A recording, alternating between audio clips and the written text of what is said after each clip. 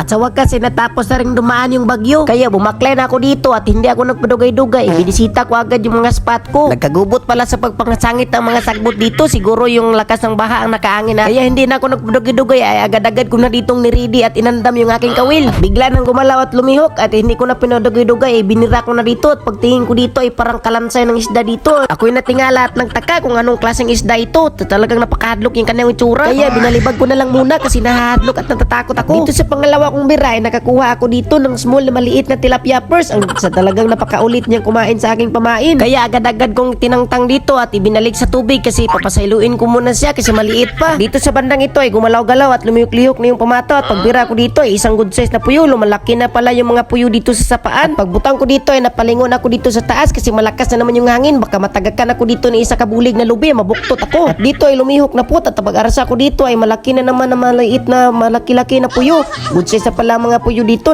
Dumadako na sila pagkatapos ng bagyo. Napakahirap at napakalisod talaga itong gunitan kapag nagkisikisi pa kasi napakahait ng kanyang mga silik. At ito sinundan na naman. Napakaulit at napakasirok talaga ng mga isdang ito at lumalaki na pala sila. Good size na itong lutuin mga master. Dahan-dahan sa paghinay-hinay ka talaga kapag humahawak ka sa isdang ito kasi sobrang napakatalim ng kanilang mga palikpik. Makakasigaw ka talaga kapag natusok ka nito. Makakasabi ka talaga ng yawshi.